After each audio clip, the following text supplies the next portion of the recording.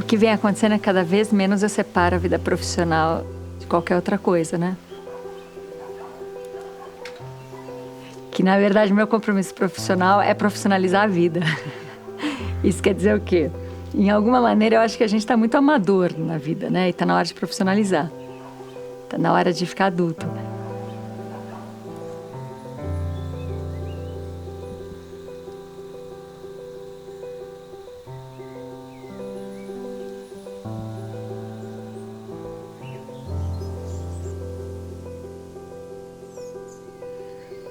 Eu sou a Ana e eu sou mãe e sou uma pesquisadora de uma mudança de paradigma da educação e sou uma apaixonada pela vida.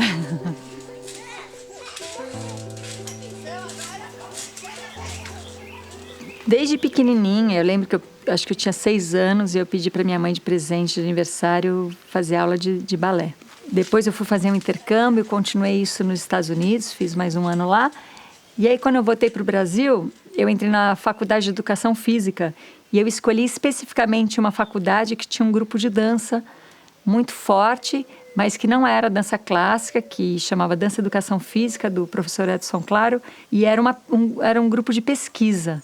E isso me interessou muito. Mas no meio do processo da faculdade surgiu uma oportunidade de fazer um teste, uma audição para entrar numa companhia que até então não era profissional, mas se profissionalizou logo em seguida, que se chamava Grupo Raça. E eu fui lá fazer o teste, mas tinha uma vaga só, acho que tinham 200 pessoas fazendo o teste, eu nunca imaginei que... Mas eu entrei e aí eu mergulhei de cabeça, a companhia se profissionalizou, 8 horas de ensaio, com aulas, virou minha vida aquilo, né? Aí a companhia deu uma reformulada, eu saí e entrei logo em seguida em outra, mas na sequência eu fui convidada para dar aula numa escola de teatro. Eu estava muito feliz sendo bailarina, assim, muito feliz mesmo. Eu dançava as coreografias que eu mais queria, no papel que eu mais queria e estava tudo bem encaixado. E aí quando veio esse convite, eu resisti no começo, mas eu fui ver qual era e eu fiquei completamente apaixonada por dar aula.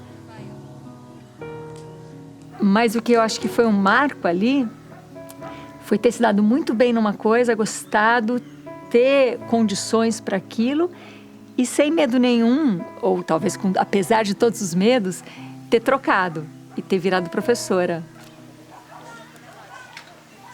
E depois também veio um outro convite para mudança, sempre quando estava tudo muito bom. Então eu acho que isso foi um grande aprendizado, que a gente não precisa mudar quando está ruim. A gente vai mudar sempre. Se tem uma constância na natureza, se tem uma coisa que você fala, isso é constante, é a mudança. E eu acho que é uma sorte, um talento, ao mesmo tempo uma bênção, você ser capaz de mudar quando está tudo bem, né? Porque quando está tudo ruim é mais...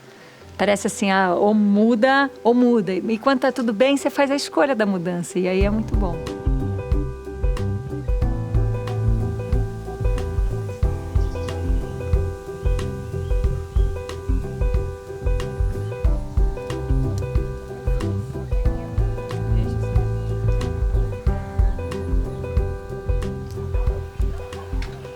Os filhos, eles me trouxeram um outro olhar, assim, para pensar e viver um processo. Porque quando você já é adulto e você começa a fazer mudanças na sua vida, o que passou, passou, e você tenta se relacionar com isso da melhor maneira possível, aonde você não vai recomeçar. Você vai continuar, só que você faz diferente. Então, eu comecei o meu processo, o meu pessoal, de mudança de paradigma, de tentar sair do lugar de que existem alternativas.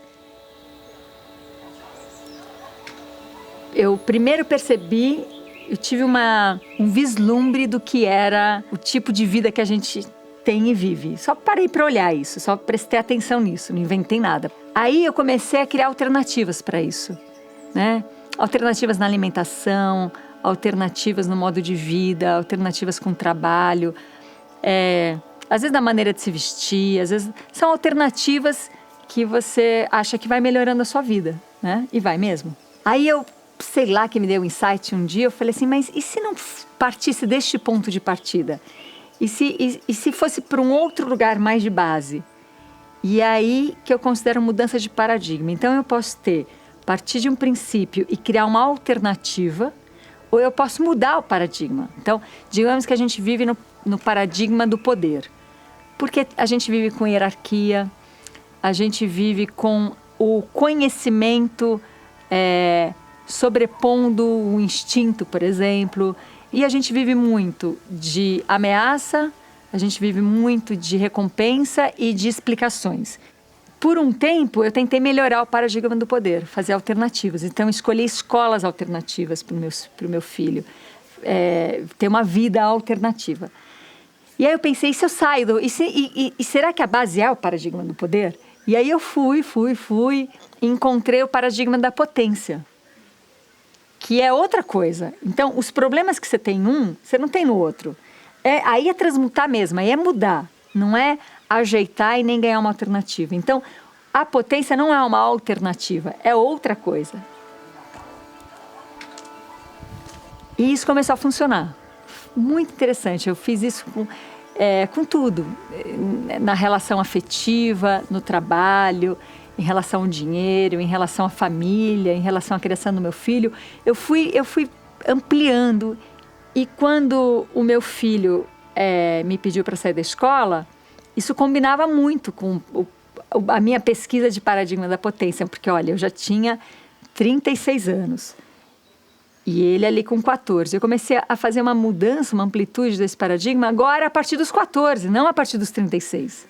Então, eu fui trazendo agora o olhar dele. Aí, quando vieram as pequenas, eu comecei do zero, mas não do meu zero, né? Do zero delas. Então, me ampliou, me deu uma outra gama para essa mudança de paradigma. Então, coisas que eu não questionaria sozinha, eu questiono por conta delas. Não questiono fora, não. Questiono internamente, questiono em mim. Não fico questionando o mundo disso, né? Fico questionando o meu olhar sobre isso. O momento mais difícil foi antes, porque antes você fica imaginando. Depois não é nada difícil, porque o que você imagina antes, você imagina no paradigma antigo. Quando você vive um outro paradigma, você vê que são outros problemas, não são nem um pouco aquele que você imaginou. Uma maneira de falar também sobre o poder e a potência, né? O poder trabalha de uma maneira muito interessante. A gente supervalorizou a mente, a racionalidade e desinvestiu completamente no corpo.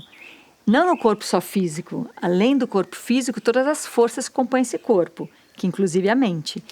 Mas a gente deu uma separada e aí instinto, intuição, percepção, emoção, sensações, sentidos e o físico, a estrutura física, desde muito cedo, você vai para a escola e ela é desinvestida e ao mesmo tempo super investido mental. A mente sai do corpo, porque aquele corpo realmente está muito aquém do que aquela mente está indo. Nenhuma mente fica pairando por aí, então ela cola em outro corpo. Esse outro corpo que ela cola é um conhecimento, é um guru, é um professor, é uma religião, é uma regra, é um estado. Ela cola em alguma coisa que agora vai determinar a sua vida. Esta mente em outro corpo é dona agora desse corpo. Então, ela começa a trazer para esse corpo as experiências, os conhecimentos, os quereres de outro corpo. Muito bem. Na potência, você pega essa mente e você deixa ela voltar para o seu corpo. Ela está aqui dentro. Aí essa mente olha para o lado assim e vê intuição, vê instinto, vê emoção, vê sentidos. Ela sai de um lugar de hierarquia, mas ela fica muito mais feliz, ela fica muito mais aguçada, ela fica sem conflito.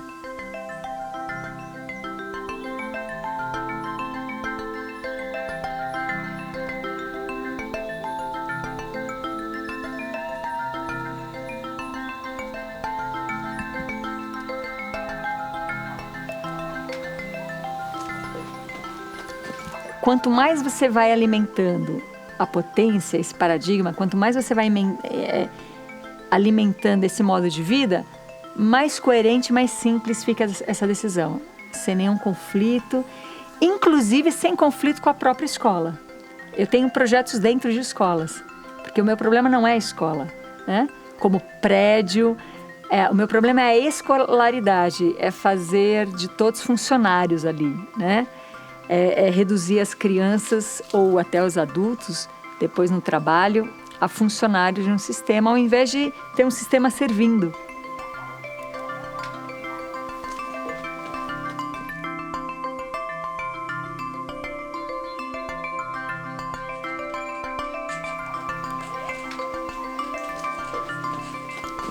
Então, eu não estou indo contra a escola quando eu não ponho meus filhos na escola. Eu estou indo a favor de uma responsabilidade que eu estou assumindo, de uma experiência seríssima onde criança não é cobaia, de um olhar e de uma prontidão e de um compromisso. É um compromisso super sério esse. E em nenhum momento isso está indo contra a escola. Então, toda vez que eu chego numa escola, por algum motivo, como agora eu sou super bem-vinda, porque não tem uma energia contra a escola, né? Aliás, eu adoro professores, eu adoro esse contexto, sabe? Adoro mesmo tudo. A única coisa é essa irresponsabilidade que paira sobre nós. O que é essa irresponsabilidade? Você vira para um professor e fala assim: você acha que você precisa fazer dessa maneira? Não, eu não acho, mas eu só estou seguindo ordens. Tá, aí você vai para o diretor e fala assim: você acha que precisa ser dessa maneira? Não, eu só estou seguindo ordens. E tá todo mundo seguindo ordem e ninguém sabe quem está mandando. Isso é uma grande irresponsabilidade, né? Eu acho que a gente tem duas coisas que a gente tem que prestar atenção. Porque eu estou sempre prestando atenção no fora. É o fora que me guia para ver o que está acontecendo. O que é esse momento? Eu acho que a gente está no momento da irresponsabilidade e da imaturidade. Então, é tudo muito imaturo, todo mundo tem pai xericando mais que filho, né? E é tudo muito irresponsável. Eu só estou seguindo ordens, né? Ganhar maturidade é o que eu chamo de se profissionalizar na vida, assim. Eu fiquei madura, assim, eu me profissionalizei. Isso quer dizer o quê? Que aquilo que eu estou falando e alguém fala: por que você está fazendo isso? Eu falo assim, eu vou dizer porque eu quero, porque eu acredito, porque eu sei, porque eu me responsabilizo, porque eu estou bancando. E não, porque eu estou seguindo ordens, né? Então, por exemplo, digamos que as relações maduras são relações diretas, você não põe intermediário. Eu não vou pôr um advogado, eu não vou apelar pela justiça, eu não vou apelar por alguma coisa que já está estabelecida como desculpa para dizer que é assim, né? Não vou para vitimização, não vou apelar para qualificação, para classificação. Tudo isso é ser imaturo. Eu sou imatura, então eu jogo com as regras que já estão dadas. Não, eu vou criar.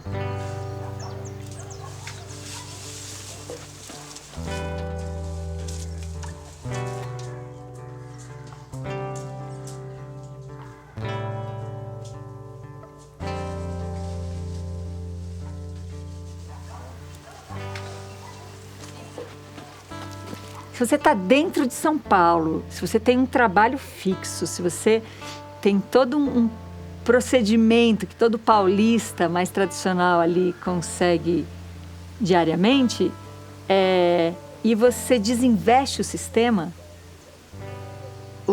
começa a desaparecer. E quando você vai desinvestindo, ele se transforma. E quem sabe essa transformação não mude nada. No sentido, você continua com o mesmo trabalho, você mora na mesma casa, você come a mesma comida, só que você tem uma outra relação com aquilo. E essa outra relação é absolutamente livre. Você sente um criador nessa relação e não mais um empregado dela, né? Para mim, o que aconteceu foi que eu fiz todo esse processo dentro do meu trabalho. Eu dava aula e já vivia esse processo interno. Então, eu era muito feliz dando aula, morava em São Paulo e era muito feliz morando em São Paulo, mas eu fui rompendo, né, com essas... desinvestindo. E aí ele desaparece. Quando ele desapareceu, vir para o meio do campo era uma consequência de tudo isso, né? Nunca foi uma fuga. O que eu mais gosto dessa mudança toda é da vida que se armou, assim. Eu adoro acordar cedo E quando eu acordo, eu venho fazer meus trabalhos pessoais, porque eu faço trabalho todos os dias, que são só preparações. Não, na verdade, eu nem considero trabalho. Trabalho é sempre na ação. Mas as preparações para mim são muito importantes. A preparação de meditar, a preparação de fazer um bochecho com óleo, que chama oil pulling, essa técnica, a preparação da semissupina. E aí vai variando, dependendo do que aconteceu, do momento que eu estou de fase, eu tenho alguns exercícios e tal que eu vou colocando. Eu adoro isso. Eu adoro porque a minha sala é aqui, é no meio da natureza, eu tenho só um telhado. Eu já passei as 4 estações aqui e nenhuma delas me impediu de fazer esse trabalho bem próximo da terra. Gosto muito, assim, de todo esse contexto. E esse contato direto com a natureza, que não tem nada de clichê isso, sabe? Não é um sonho de natureza e tal, mas a oportunidade, assim, de ver as plantas nascerem, elas morrerem, os animais também, a mudança do tempo.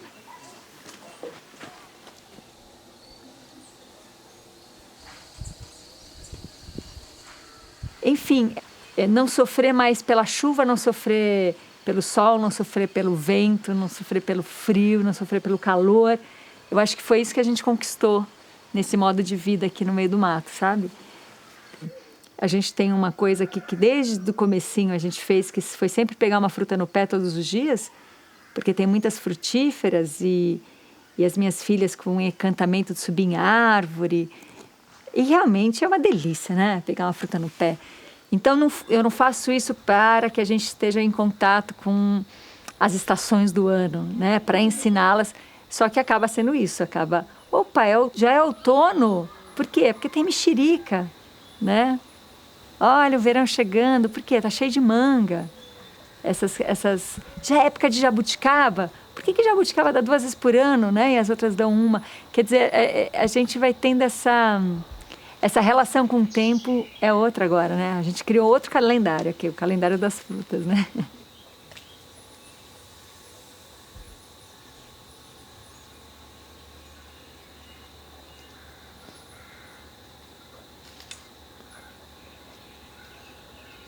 Eu sou apaixonada pelo ser humano e pelo ser vivo, assim. Fissurada, eu fico encantada. Eu adoro ouvir histórias. Eu fico encantada com a singularidade.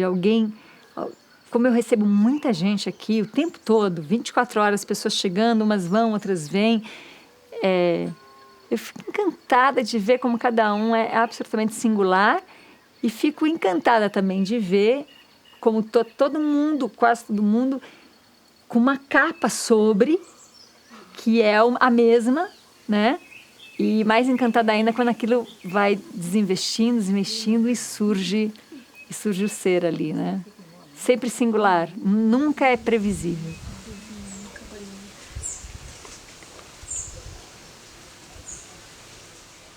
E nesse processo, eu uso um recurso, uma ferramenta, que é a minha formação, que é a técnica Alexander, do qual eu sou professora, e eu aplico essa técnica nas pessoas que hoje em dia me procuram para pensar essa mudança de paradigma da educação. As pessoas vêm para fazer um intensivo, então elas passam aqui no mínimo 3 dias, no máximo 31.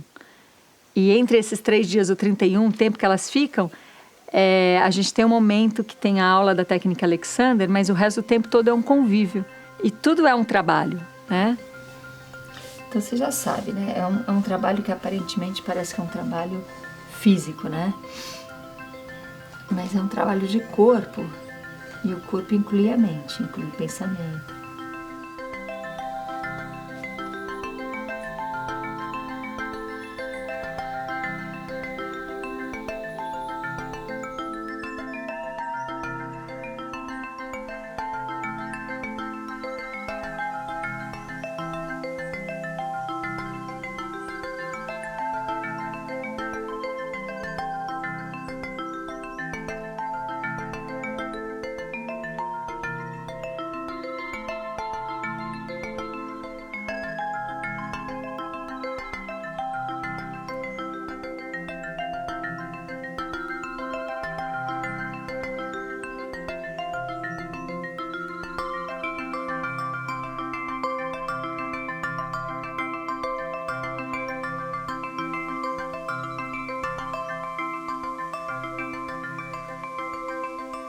É engraçado, como eu comecei isso muito cedo, né, essa pesquisa comigo mesma, eu fiquei muito sempre atenta aonde é o que o meu olhar alcançava, diferente das outras pessoas, e cada um tem um alcance diferente. Eu queria saber sempre qual era o meu alcance.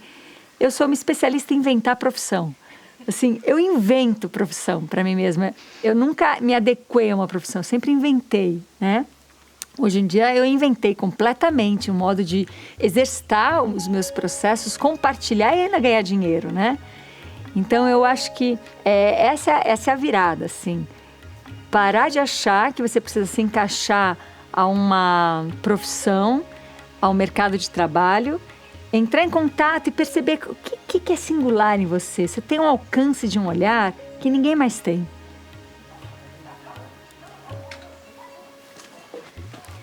Uma vez eu fiz uma pesquisa assim, eu tinha então uns 30 alunos particulares e 300 alunos na escola. Eu perguntei absolutamente para todos eles. No mínimo eles tinham 18 e no máximo acho que 70 anos. E eu fiz essa pergunta: se você não precisasse pensar em ganhar dinheiro ou trabalhar por algum tipo de obrigação familiar, o que você faria? Você sabe o que você faria só porque você fala, eu nasci para fazer isso? Todos falaram, não sei. Você não sabe porque você praticou uma vida inteira de ausência de você mesmo, né? E nessa prática de ausência de você mesmo, você não tem nenhum acesso para chegar e falar assim, é óbvio que eu quero fazer isso. E não é isso profissão. É isso olhar, isso experimentação, que de uma certa maneira vai te levar a uma profissão ou vai te levar a alguma maneira de troca, de fazer recursos.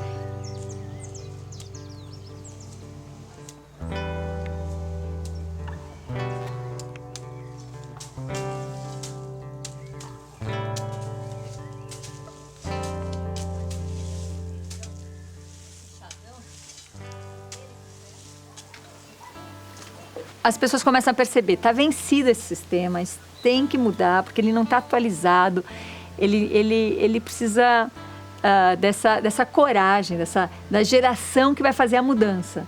Aí tem uma outra geração que vê alguém em 2 lugares ao mesmo tempo, em 2 lugares diferentes, mas já está mais permeado pela mudança que você está querendo, né? Mas ela ainda tem um resquício, só que aquilo está tão mais forte nela que aquilo fica como o que é, né? A terceira geração já pegou isso de mão beijada e nem sabe mais por que é assim, que alguém mudou nem nada. Aí a coisa se instaura e aí vem toda uma criação sobre isso. E aí, em algum momento, isso vai vencer. E aí a gente tem que ter coragem, quem estiver ali vivo naquele momento, na idade adulta, porque a gente fala assim, a criança é o futuro. Não, o futuro da nossa humanidade depende de nós adultos, não das crianças, porque depende da mudança que eu faço hoje.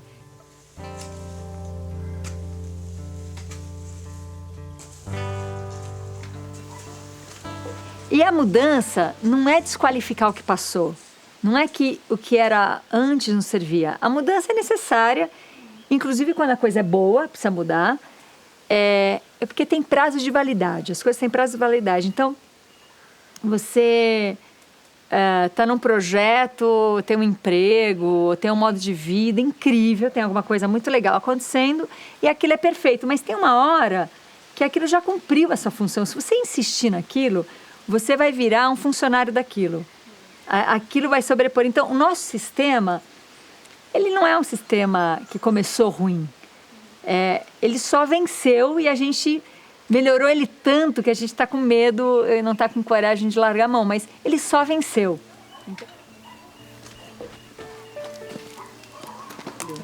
O trabalho está em você ter que assumir uma responsabilidade de sair de um lugar cômodo, né? Então, primeiro ganhe gosto pelo risco, ganhe gosto por se mover, por sair da comodidade. É lógico que não é nada fácil, não é fácil. Não é fácil porque você tem que lidar com fantasmas, mas é muito simples, porque ela facilita a vida. Justo as pessoas têm medo de sair daquilo imaginando que quando ela sair, ela vai encontrar algo pior. E não, ela vai se livrar de um problema, ela não vai criar outro problema, né?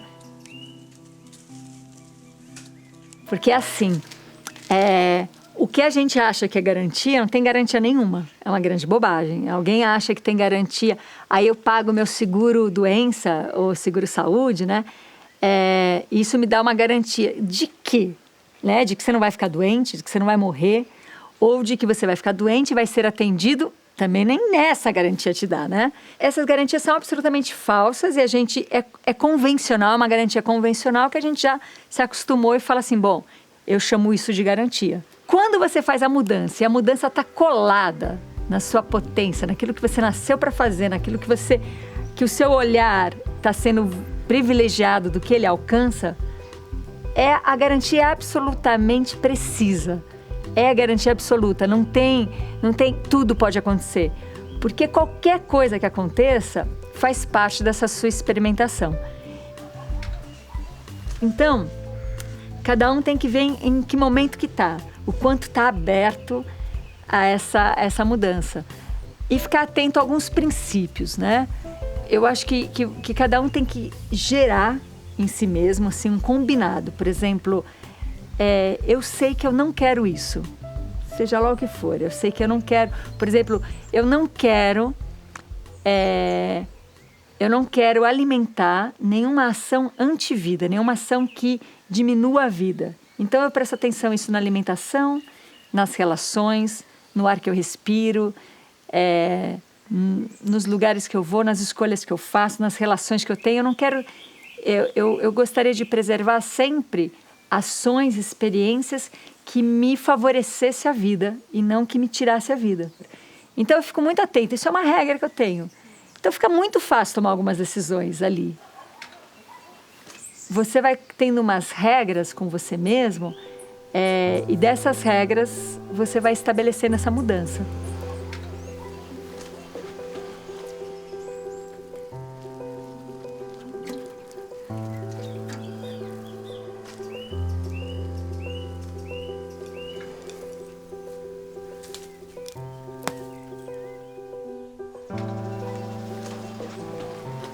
Então eu acho que é jogo para adulto, responsável, maduro, e todo mundo pode fazer isso. Eu acho que a gente tem que se profissionalizar e sair da era da irresponsabilidade e tem que amadurecer e sair da era da infantilidade pejorativa, que é isso, que é falar, não, é meu limite, não, isso também, isso é difícil. Ai, Deus me livre também. Ai, tem que, né? Não é para qualquer um. É muito imaturo. Então, eu acho que é desinvestir mesmo o que não interessa, investir o que interessa e ficar atento a essas duas coisas. Se vocês prestarem atenção, eu acredito que é o que mais vai surgir na lente de vocês. Pessoas se questionando pela imaturidade, pela irresponsabilidade, e quem está fazendo a mudança fala assim, eu estou pronto para assumir a maturidade, e eu estou pronto para ser responsável pela minha escolha de vida.